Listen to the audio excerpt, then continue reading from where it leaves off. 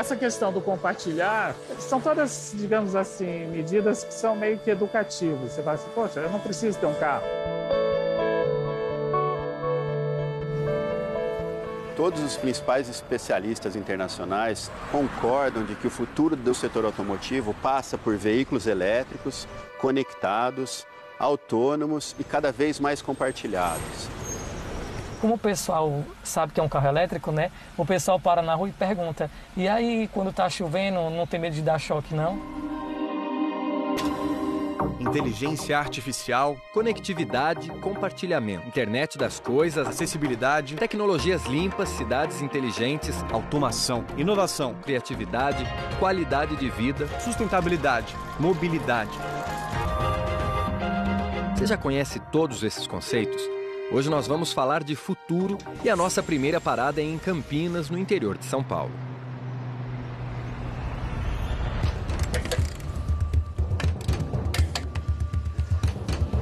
Últimos parafusos apertados e está pronto. Essas caixas pretas poderiam ser tanques de combustível, e até que elas são mesmo, só que armazenam energia elétrica para movimentar ônibus como este.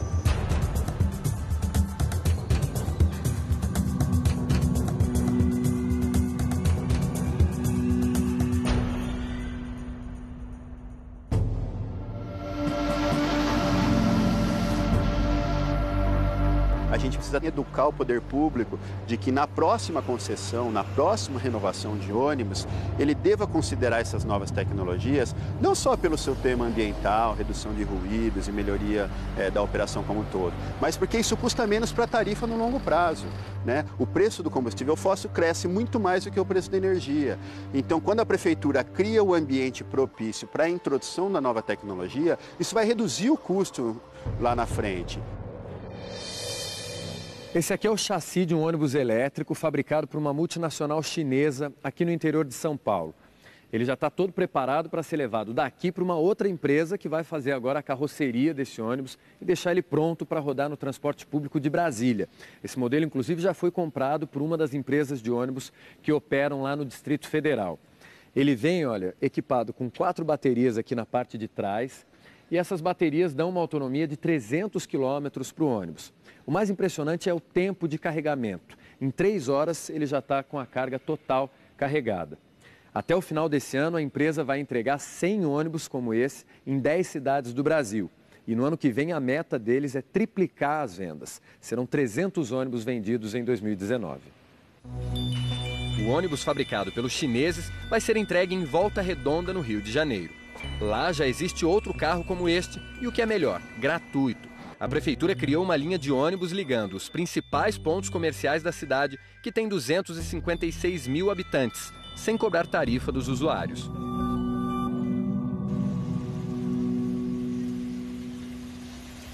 A iniciativa de Volta Redonda é boa, claro, mas ainda é muito pouco.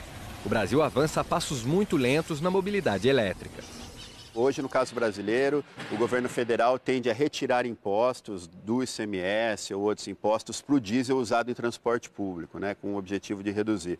No ônibus elétrico, isso ainda não é uma realidade. Então, hoje, a energia vinda da concessionária, ela paga ICMS, ela paga taxas ainda maiores, então é um custo relativamente grande. A empresa é a maior fabricante de carros elétricos na China. A falta de incentivos fez a montadora mudar sua estratégia no Brasil.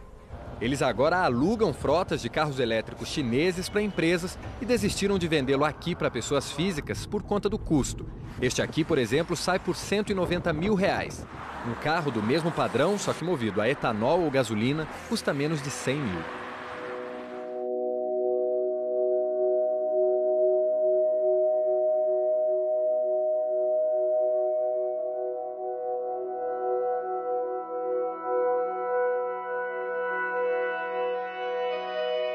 Em vez de posto de gasolina, no caso dos carros elétricos, a gente precisa buscar um eletroposto. São os terminais de carregamento. Hoje, inclusive, já tem aplicativos de celular para você buscar o eletroposto mais próximo de você. São esses pininhos verdes.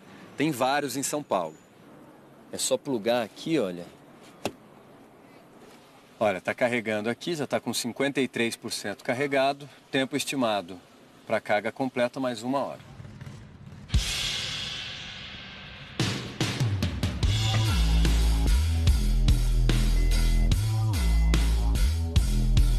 Hoje, a maioria dos eletropostos é de graça. Eles estão em shoppings, algumas lojas também. No futuro, a cobrança vai ser feita por tempo de carga.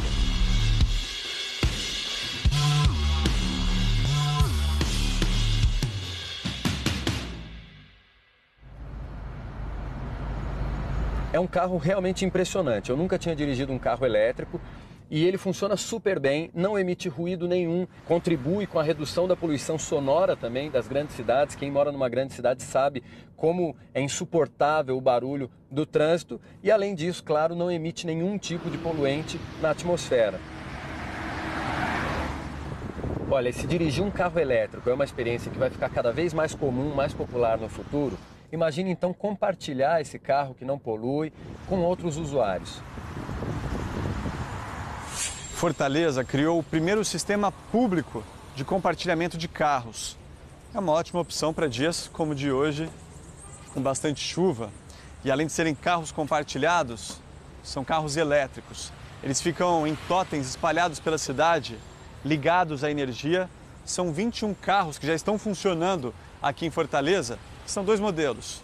Esse aqui um pouquinho menor, onde cabem 2 pessoas, e o modelo convencional, onde cabem 5 pessoas. E o preço também não é muito salgado não, viu? Vamos experimentar?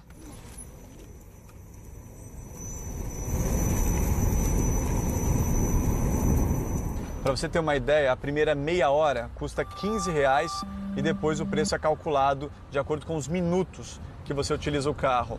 Se você usar até 3 horas, custa R$35. O sistema vai fazer 2 anos agora em setembro de operação. Ele foi criado com base em princípios de mobilidade sustentável. Elas podem usar carros compartilhados para executar hoje tarefas que antes só podiam ser executadas com carros próprios, por exemplo, ir ao supermercado ou ir a uma faculdade. E é um sistema com um modelo de negócio um pouco diferente.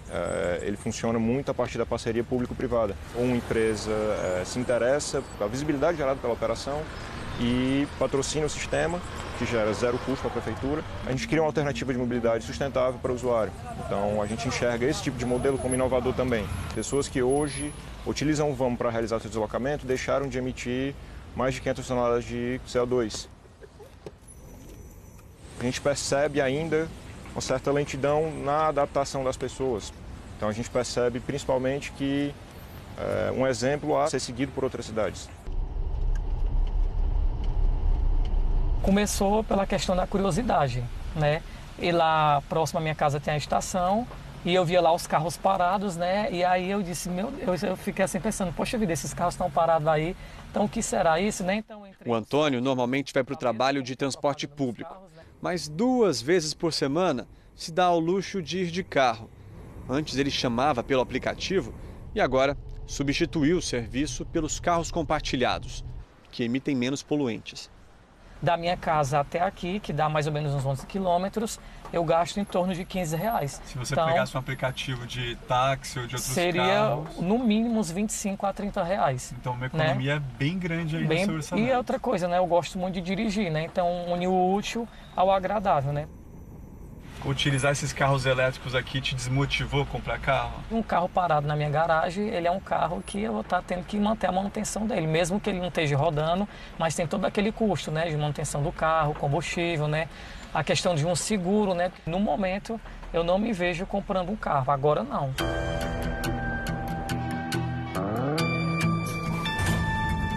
Compartilhamento e tecnologia também causaram uma revolução no mercado do transporte privado. Em 2010, a Uber criou um modelo de negócio que tomou conta de todos os continentes, mas causou vários impasses jurídicos, trabalhistas e ambientais.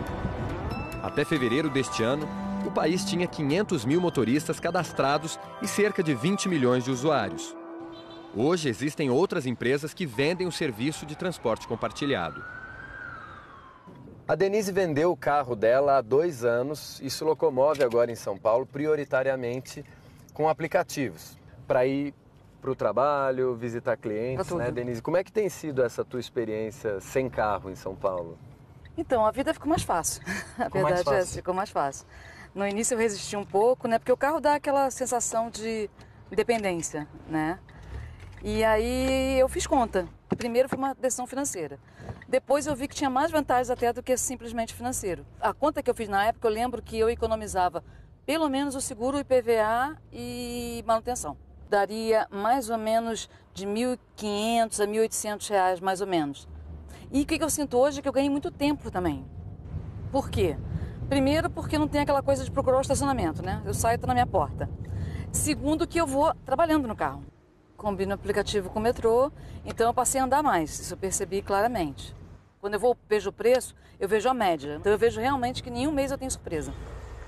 É daqui que eu tiro todo o meu sustento, o sustento da minha família. E não precisa se esforçar muito, não. O senhor dirige quantas horas por dia? De 12 horas.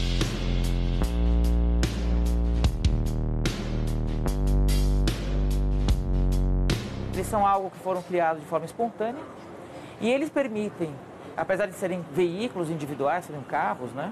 Eles permitem com que o indivíduo, né, descreva qual vai ser a sua locomoção, de que ponto ele vai sair para que ponto chegar. Né? E aí não precisa passar, obviamente, pela região central. O problema é que o transporte por aplicativo tem um custo que é impossível você usá-lo todo dia e ir e vir do trabalho. Com relação aos aplicativos, se criou no imaginário da população que eles vieram para resolver todos os nossos problemas de mobilidade, principalmente nas grandes cidades. Né? E isso não é verdade. Por quê? Porque a hora que eu chamei o aplicativo, ele está a 1, 2, 3 quilômetros, às vezes até mais longe, ele vai rodar vazio, vai poluir, vai congestionar o viário até ele me pegar. Depois fazemos a mesma viagem, no destino ele não vai nem parar. E depois ele vai rodar vazio até pegar o próximo cliente. Tem muita gente que sonha com soluções tecnológicas, milagrosas, que vão resolver tudo. E a solução ela é bem mais simples do que parece. Hoje a gente tem um espaço muito mal distribuído na cidade, a gente tem um privilégio individual de poucos que socializa o custo disso, né? Então é muito mais simples do que parece. A gente precisa dar muita prioridade para o transporte público, muita prioridade para os modais ativos, quem utiliza o seu próprio corpo para se locomover. A resposta não vem só da tecnologia, ela vem mais da sociologia e da forma como a gente entende as nossas cidades, da forma como a gente estimula modais mais modernos, mais saudáveis e muito mais simples como esse que a gente está vendo passando aqui no fundo.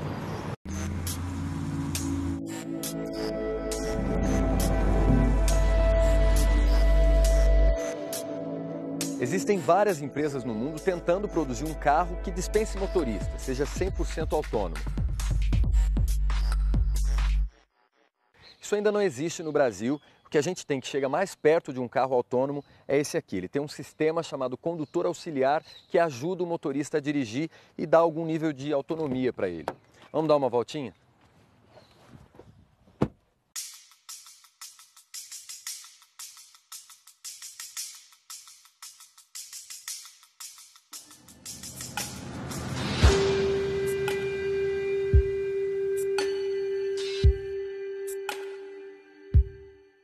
Olha, para ligar o auxiliar de condução desse carro, eu só tenho que apertar aqui um botão e aí ele aparece ali 2 carrinhos verdes. Então aqui ele já está me auxiliando na velocidade. Eu já tirei os pés do freio e do acelerador. Agora ele também reconheceu, dá para ver por esse ícone aqui, as faixas da pista. Então ele vai fazendo, olha, freia, vai corrigindo, vai fazendo essas curvas leves sozinho.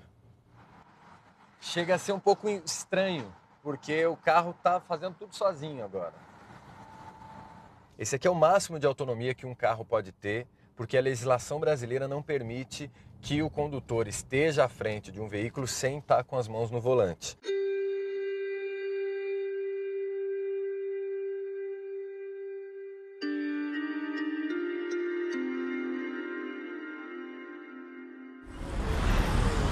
Congestionamento é quando ele funciona melhor.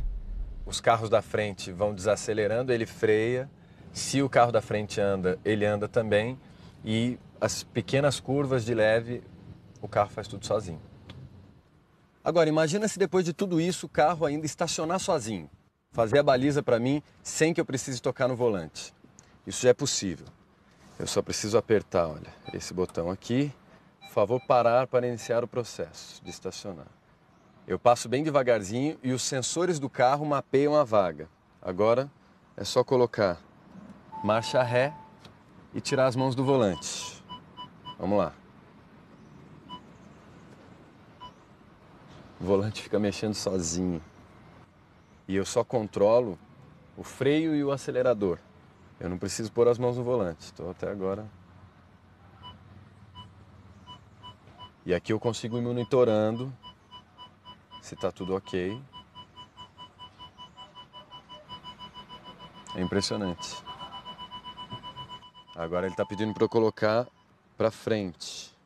E o volante de novo fazendo toda a manobra sozinho. Marcha ré de novo. É impressionante a quantidade de sensores que o carro tem. Chegamos.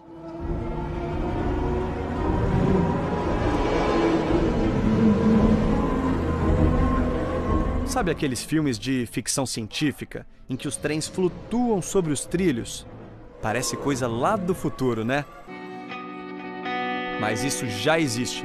E ó, eu não tô falando de Europa, Estados Unidos, não. Essa tecnologia foi criada aqui no Brasil e já está funcionando. Aqui no Centro de Tecnologia da Universidade Federal do Rio de Janeiro, já existe o protótipo de um trem de levitação magnética. É um trem de tamanho real que funciona em condições reais. Esse aqui é o professor Richard Stefan, responsável pelo trem. Professor, dá uma carona pra gente? Vamos lá?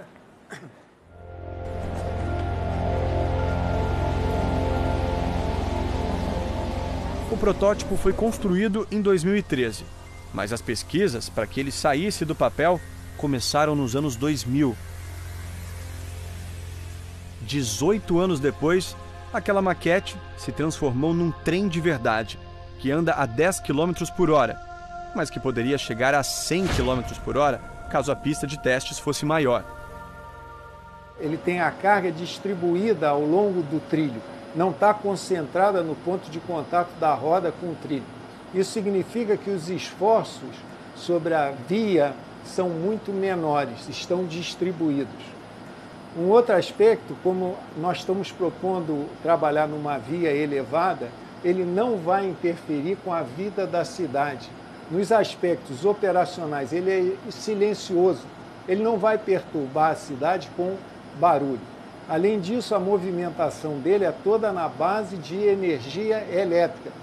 A poluição é zero, ainda mais aqui no Brasil, que grande parte da geração é feita por fontes hidráulicas, eólica, né? E agora está entrando a solar também. O trem funciona com uma tecnologia de levitação magnética.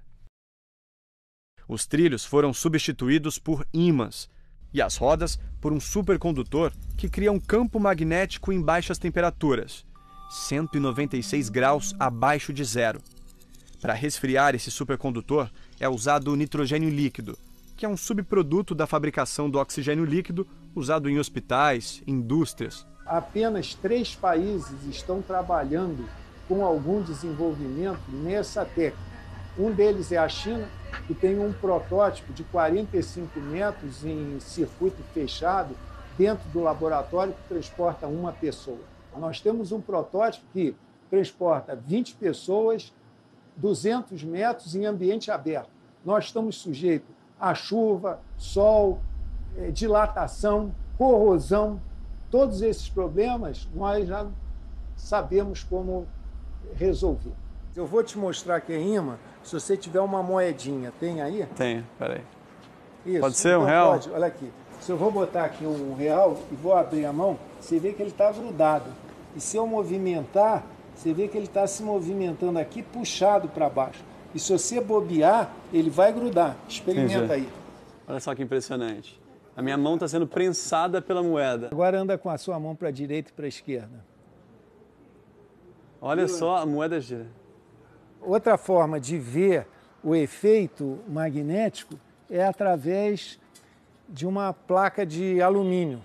O alumínio é um bom condutor e quando ele se aproxima do ímã, você vai ver que ele vai ser amortecido na queda dele.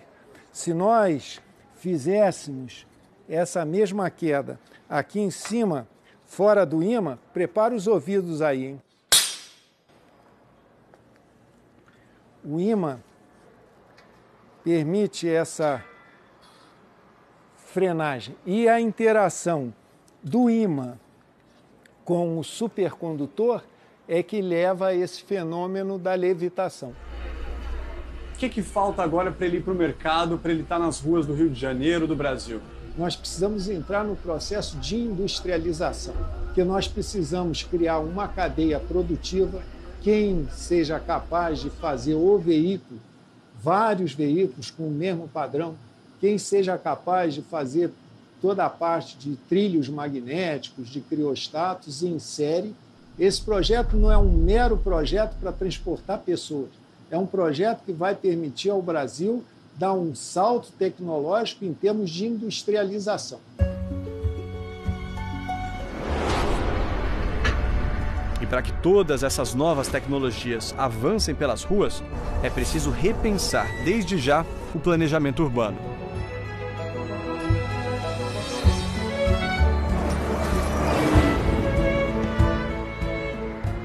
A gente não tem dúvida que nós ainda teremos um período complexo econômico no país, mesmo com a mudança, com as eleições.